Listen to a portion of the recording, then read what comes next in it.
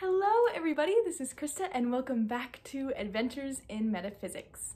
So today I wanted to jump on a really fun VR, but very late. Possibly by years, I think, but these are just videos I've really enjoyed watching, and while I've been thinking of my own additions, so I just figured I would go for it. So this is the 10 Pieces of My Soul put out by Kelly from The Truth and Story. So the point of this VR is to look at the decks that represent 10 different pieces of your soul. So what seemed to inspire this for Kelly is that she was getting a lot of questions about what her quote-unquote soul deck is. And to my understanding, a soul deck is kind of that one deck that you are the most connected to. If you had to get rid of everything else, that's the one you would keep and you could use forever, which would be really hard to pick. I don't think I truly have one deck that fulfills all of the needs, so I really loved this idea of picking 10 and having them coordinate with the different parts of yourself as you see them. So I think we should just get right into it. So this was also a really interesting sort of exercise to try and break down how I kind of see myself into these 10 different categories. So Kelly does give some suggestions, sort of the pieces that she picks, and I think I may have used a few of them. I'm not super sure, I've seen so many videos at this point. But the point was to kind of make your own, these pieces of you that you feel are the most important. So the first one we are going to do is the deck that represents my, I'm going to call it my animal lover soul. I have always been a huge animal lover and have felt really connected to them in a way. I've always wanted to have pets. Even when I was away in college, I found a way.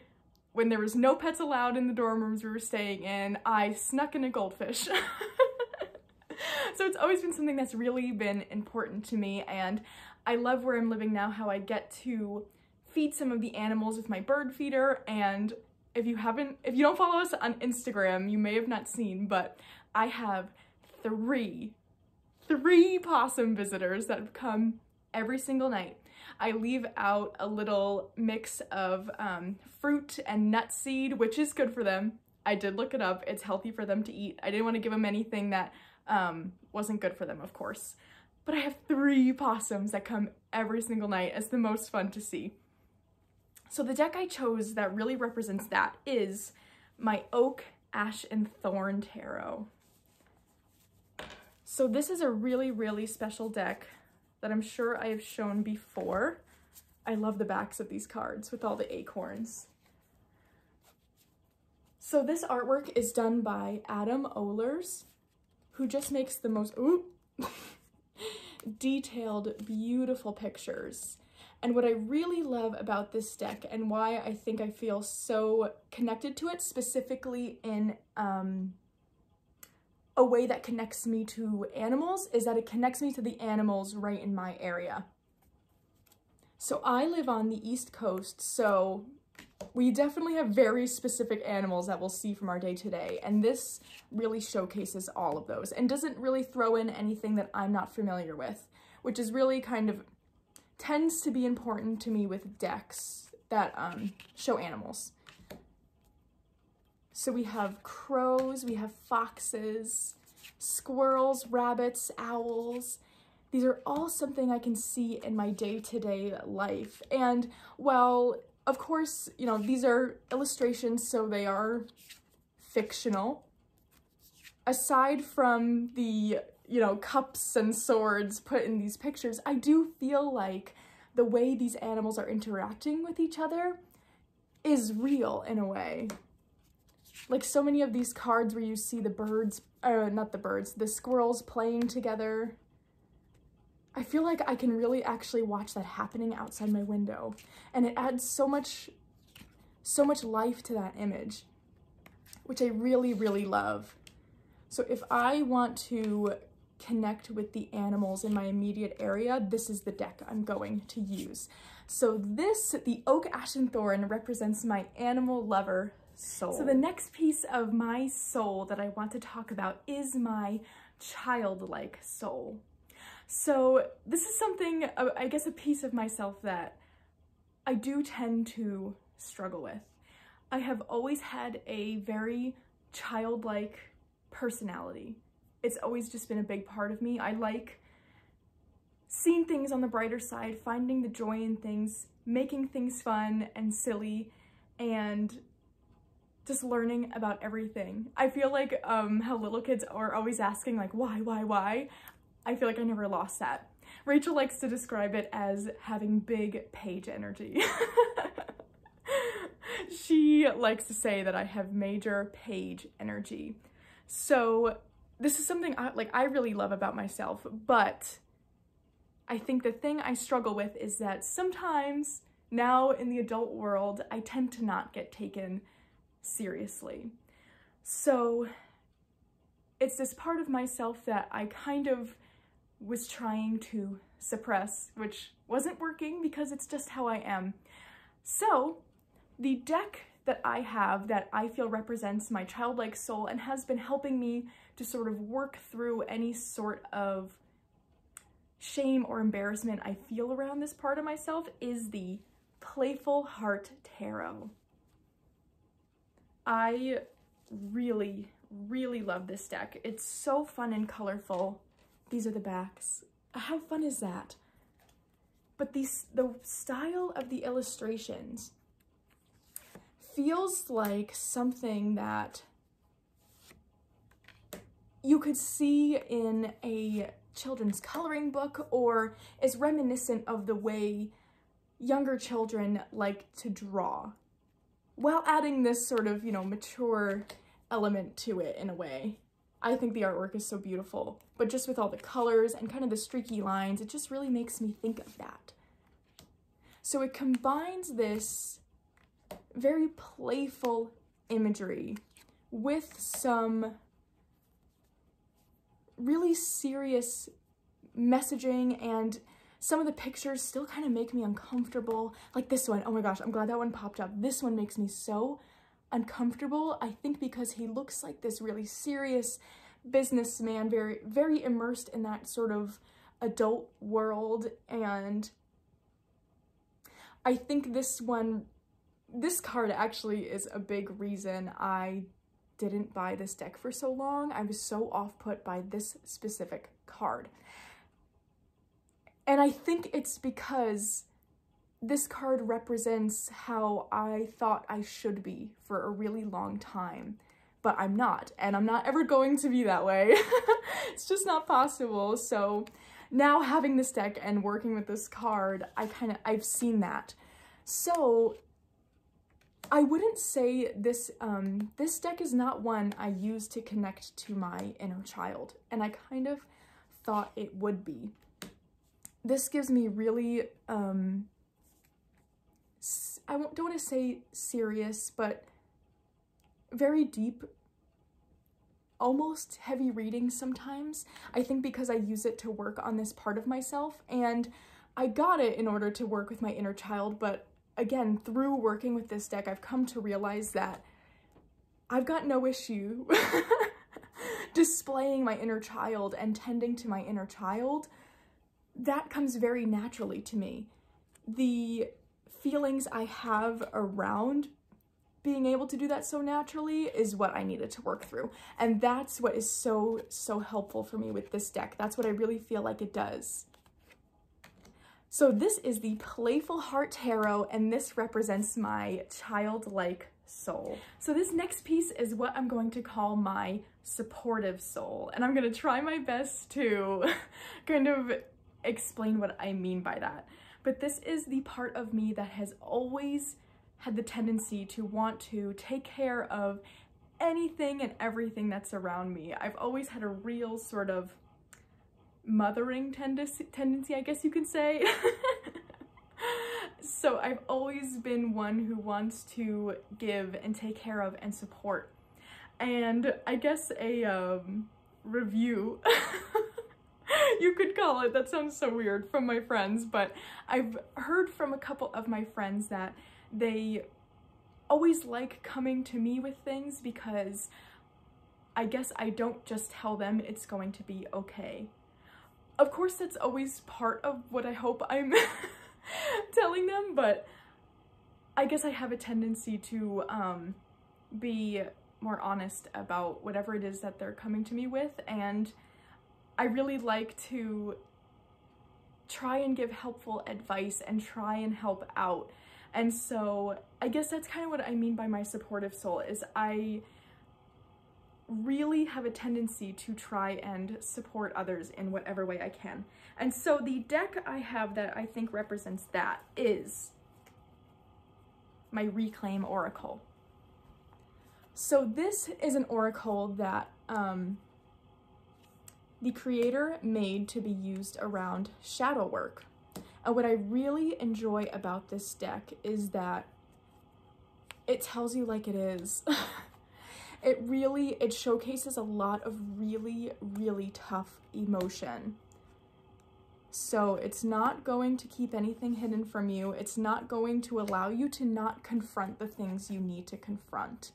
And I think something that's really important to me when I'm talking with others and helping others work through things is that I think it's really important to be challenged, to really sit with the discomfort and discover something about yourself and why you do the things you do or why you have the reactions you do, so that maybe you don't have to feel that discomfort as much.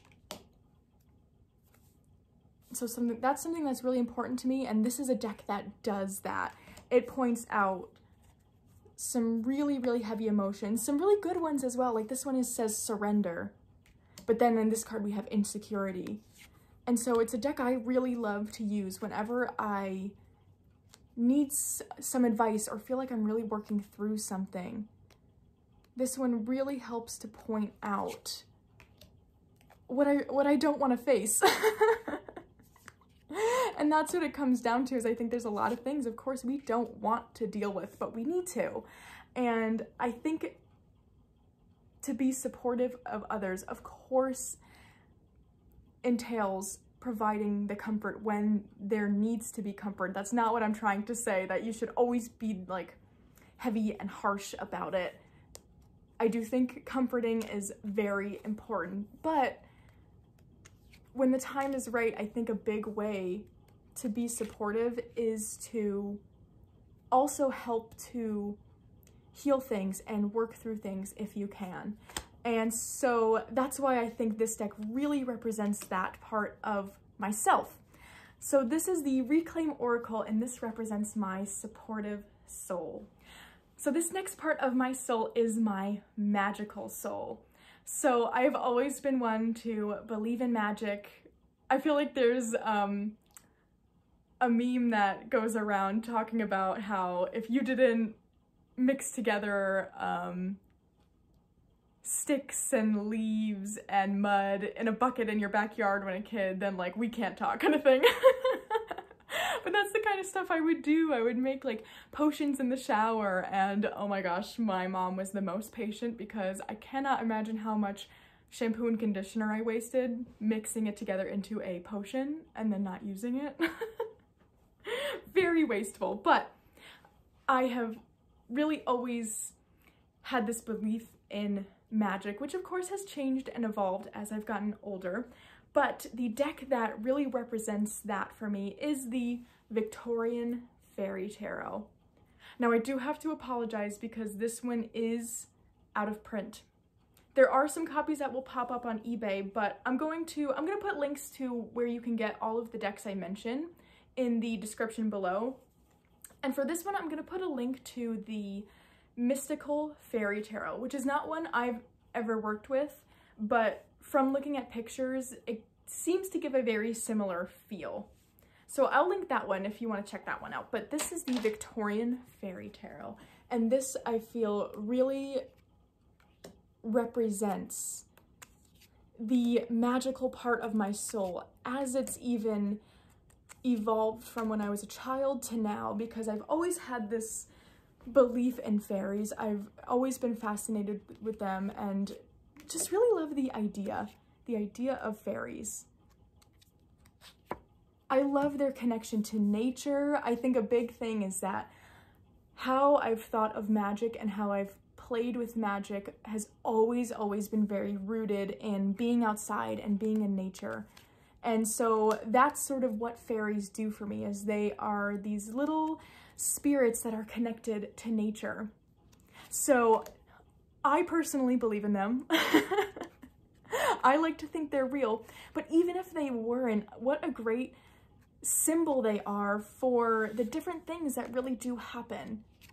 And that's kind of how I see all magic is, I like to think it's real. That's helpful for me. But even if it wasn't, it's undeniable that it represents things that really do happen. I love the images of this. This is how I've always seen fairies. I have this little music box from my grandma that I got when I was little that I think kind of started the fairy love affair for me. I got it when I was very young, and it has a very similar depiction of a fairy on it, and I've always loved it. I still have it. I have it right on my working space over there. And so it reminds me of that as well, this deck, which is why it just feels so special to me. And it just seems to show everything I think is going on out there in the fairy world and in nature, and just all the good magical things that I kind of think are going on. This deck is just so beautiful. I love this one. So pretty. Let me know if you would be interested in a walkthrough or flip through of this one. I hesitate to do it because I like showing decks usually that are accessible, or at least you can buy now if you chose to, and this is one that is harder to find right now, so that's kind of why I haven't done it. But you know, if there's any interest, you know, definitely let me know, because I love looking at this deck and using this deck, so I'd be happy to do that. So this is the Victorian Fairy Tarot, and this represents my magical soul. So the next piece we're going to look at is my shadow soul. So the part of myself that is working through the not so easy things, or looking at the things about myself that maybe are a little bit destructive or just unhelpful.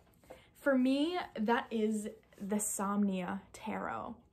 Now, something really cool about this deck that I learned after purchasing it actually is that the creator is from a town on Long Island right next door to where I grew up. So I'll show you the cards, but there's a lot of images taken in very marshy areas or on the beach. So I actually reached out and I asked if the images were taken on Long Island beaches, which I grew up going to those all of the time. In the summer, we always went once, if not twice a week to the beach because it was so close. And the creator did answer and said that yes, these are taken on Long Island beaches, these images, which that connection already was just so cool for me. But working with this deck, the images don't show the faces of the people, which I think really helps me place myself in these situations. And it's a little bit dark, and I think really pulls out the shadow energy behind each of the tarot cards in a way that I've just not experienced before. I do have the Deviant Moon Tarot, and I like using that in a shadowy kind of way as well, but I also find that I really like the characters in that deck, so sometimes it makes it a little bit tough for me to use it in that way. But this one totally works for me. Like, this one is the Ten of Wands, and it's got this, the image is showing this chandelier with burning candles kind of hanging above this figure who is tied to the pole and attached to that chandelier. So instead of the usual kind of stick swaying down on your back, I feel like this is such a powerful image of sometimes when you've got so many things going on, like, you can get tangled up beyond the point of easily getting yourself out. I just think these images are so powerful and interesting, and something about all of the faces being obscured or covered really adds to that kind of eeriness almost that I think I am looking for when I'm trying to look into that part of myself. And they're just beautiful. This one is really cool for me as well. It's the World card, and it shows this seemingly female figure reading a book on her bed. And with the World, if you look at the World card as meaning sort of this wholeness, this completeness, I love that image because it reminds me of exactly what I used to do as a kid, of really getting lost in books and sort of reading constantly in kind of an escapist kind of way, which I feel like is what this figure here is doing. It's so interesting. I feel like I could talk forever about this deck. It's really, really a cool one. So this is the Somnia Tarot, and it represents my shadow soul. So the next part of my soul is my curious / student soul. So like I said, in part of my childlike soul is I have always loved learning, and for me that goes beyond like being in school in any certain way. I never really liked school. I did get my master's, but only really because I had to in order to do what I wanted to do, and it has ended there. The getting education in that way is not my thing, but I really respect people who go above and beyond with that. I think it's really awesome. I wish I had the patience to do it, but I don't. But anyway, learning about things that really interest me on my own time in my own way is something I've always loved. So rambling aside, the deck I chose to represent that is my Art History Tarot for Past Lives, because this combines a lot of things that I'm really interested in. A big interest of me from when I was a teenager through now has been art history. I never really had any sort of specialization in it, so I didn't have much of an opportunity to learn that much in a structured setting, but I always took classes where I could. And it's very, very interesting to me. But this combines with something that I'm really interested in learning about now, which is past life readings. So that's why I chose this deck to represent that. Oh my gosh, I just had these cards thrown in here. Okay, I think that's all of them. So these cards are really cool because they are aimed at doing past life readings, which is something I am just fascinated by. I'm really interested in getting a professional past life reading done, but I've enjoyed exploring it for myself as well, and it really started with this deck. Now I do find I really loved learning with this deck, but I have found that I have sort of set, I love that painting. How good is that? So good. Anyway, I've had to set it aside for a little because sometimes the labels they're given are hard for me to ignore, and sometimes it's helpful and sometimes it's not. I think I was trying to do readings entirely with this deck and it got really confusing for me sometimes, so I've put this aside for now, and I've been using other decks and having a lot of success with that, but I'm really excited to start incorporating this back because I think in combination with other decks that I find work well, this is going to be really amazing. And again, in a way to sort of spark that learning, this deck has been awesome. And the guidebook is really wonderful as well. So I just feel like this ties together so many of the things that I've really been interested in learning about and have just been really passionate about. And it's just a really, really different and cool deck. So this is the Art History Tarot for Past Lives, and this represents my curious and student soul. The next piece of my soul is what I'm calling my innovative soul.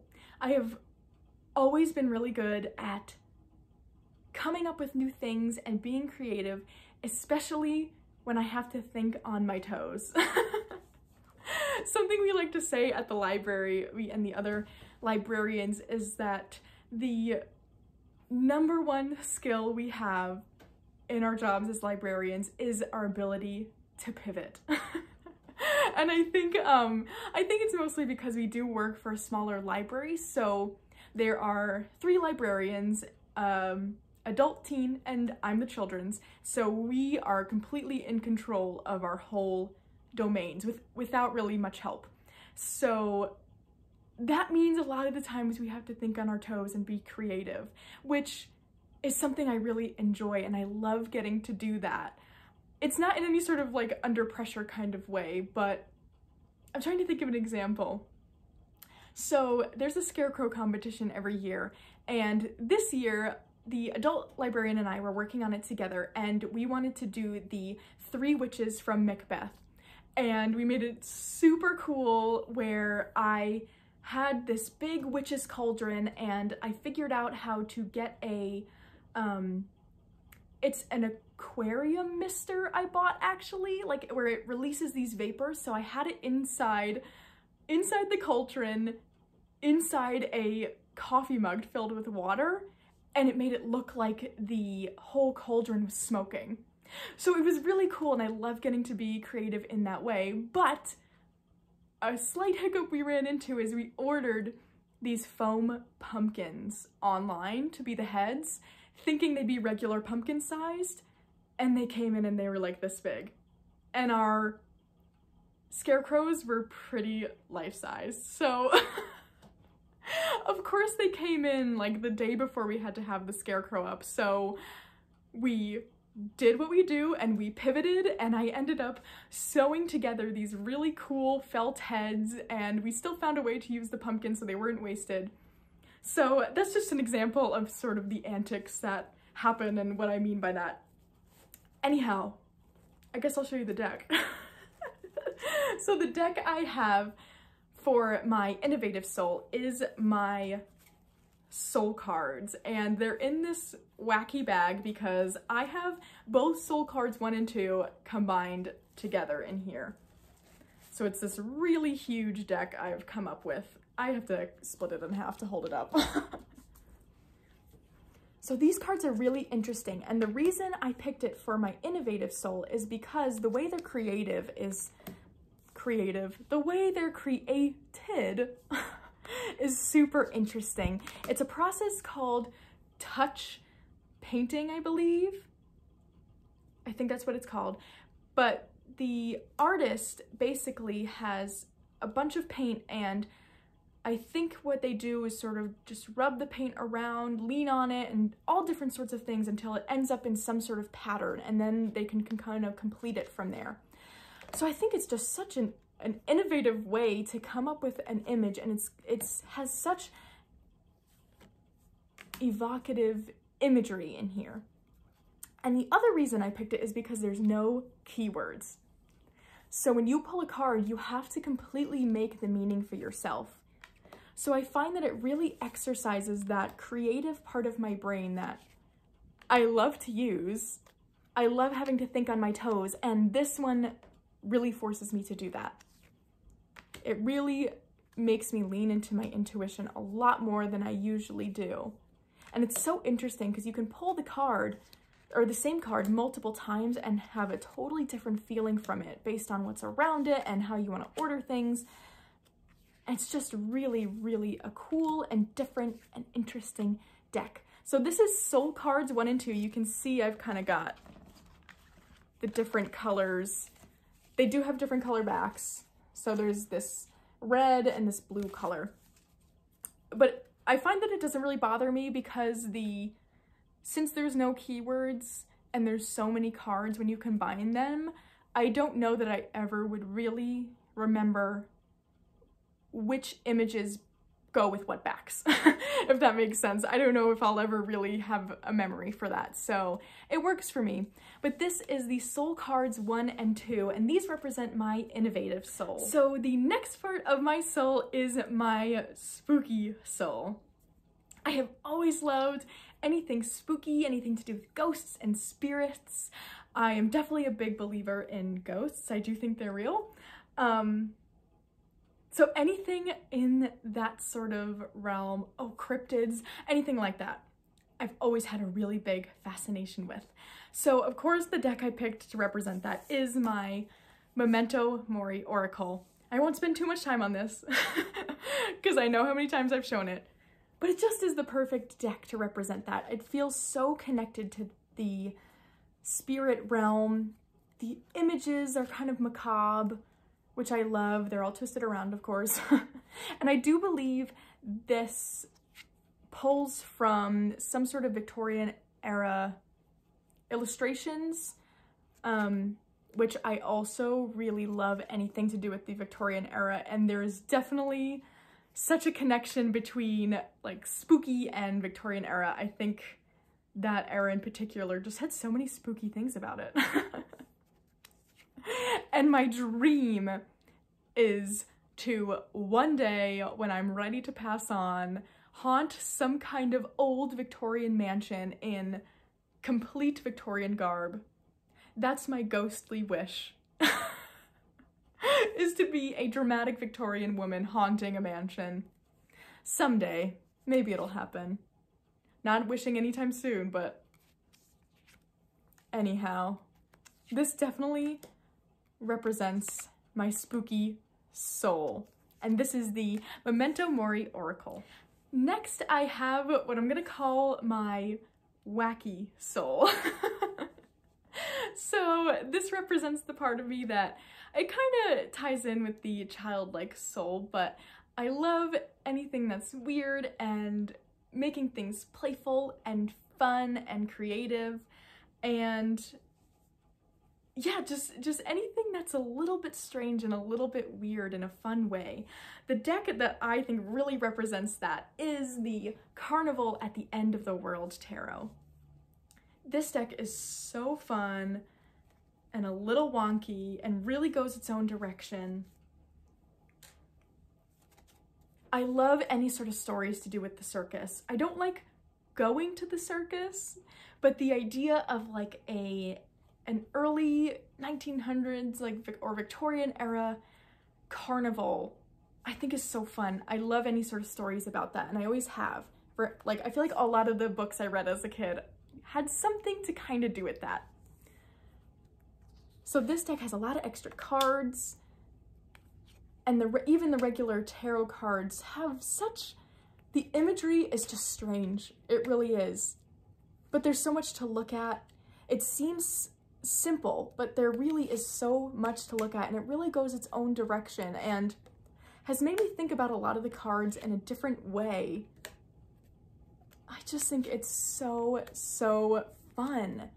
There's so much character to this deck. Like the guidebook, this card is Madame Lulu, who I think is supposed to be sort of the woman who runs this carnival. And the guidebook is called Madame Lulu's Book of Fate. And I just think that adds so much character to it.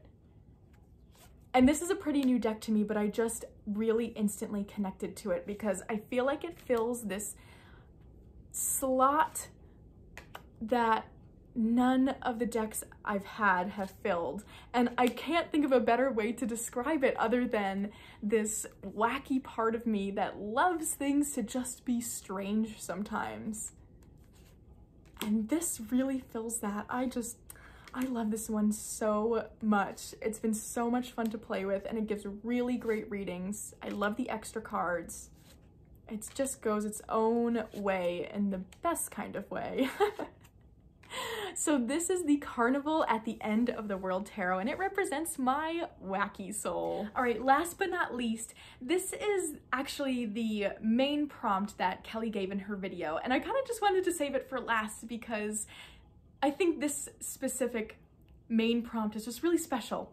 So this is the spirit of my soul. So these are the decks that I think just all around tie together all these different parts of me. They're ones that kind of I felt instantly just got me. That real, like, these decks were made for me kind of feeling. And I cheated. I picked two, but you could not have asked me to pick one or the other. I wouldn't have done it. So the two decks for me are the first edition of the Northern Animal Tarot and the Prairie Majesty Oracle.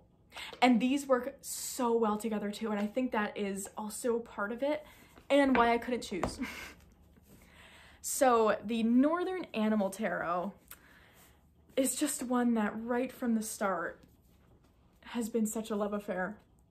And I think if I was forced to pick one soul deck, I'd probably pick this one. I don't even like to say it, but if I was forced, I'd probably pick this one. And I think this just ties in so many of those different pieces that I talked about. It has that childlike element of these anthropomorphic characters, animals. I don't know what the right word there is. But it also showcases animals that I see in my everyday life. There's nothing that I don't recognize here, which I also really love, in a setting that seems familiar to me too. And it goes its own direction, so it's a little bit wacky, and it's fun, and it's introspective. This is a deck I really feel I can do any kind of readings with. I've pulled it into my past life readings just because it's so familiar for me. It was just a deck that as soon as I got it, it felt so at home using it. And that's kind of the best way I have to explain it. So this is just one that has been so special for me and really feels like, again, it pulls together all of those different pieces of me that I just was talking about. Even the spooky, because there's extra cards that I always seem to pull. I always seem to pull the extra cards, but there's these shadow cards in here, so you get that like shadow work element. I'm trying to look for a good example of one of the shadow cards. I know which one I'm looking for. Now it's gonna be hard to find. Eesh. 2 hours later. Aha! So there's this one that's like an old twisted tree, and this card's all about having wisdom, but to the point where you're stubborn. And doesn't that just seem so spooky? And there's a Sasquatch card, so you got that like cryptid energy in there. So this deck is just a really good all-arounder for me. So now we will talk about the Prairie Majesty Oracle. And this has just been a whole experience, this deck. This one feels so connected to me. And connected to spirit and anything of that sort. Whenever I read with this one, it feels like it's coming from outside myself in a way. Almost as if it's coming from some sort of guides or things like that. And it's got the animal and plant imagery I love, and these wonderful guiding questions. And this is another one. I think I caught it kind of around the same time as I did the Northern Animal, but probably sooner, because this was probably my first indie deck I bought. Probably my third or fourth deck ever. Both Rachel and I ordered this one, and Kara Simons. I'm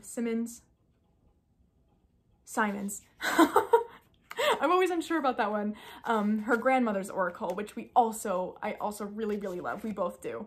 But this one, I think because it poses the questions. I think that's really what sometimes makes me choose this one over the other one, is the questions I get. But I love my grandmother's oracle too. So it kind of was a toss-up between those two for this category. But this one just really feels connected to something, again, outside of myself, something really spiritual for me. And again, and also it really encompasses a lot of the parts of my soul that I broke up into those other 9 categories. And it's just so special. Both of these decks, I think if I had to just use these two together forever, I could be pretty happy. So this is the Prairie Majesty Oracle, and that, along with the Northern Animal Tarot, represent the spirit of my soul. All right, I hope you all enjoyed that video. I've been loving watching these because I think it's such a fun way to, one, see the decks that people pull out from their libraries or collections, but also I feel like you learn a lot about the person in the ways that they choose to sort of break up the different pieces of themselves and what they feel is important to highlight. And I think that's so interesting. So anyhow, again, I hope you really enjoyed watching. I loved making this for you on the internet. And I hope you have a wonderful rest of your week.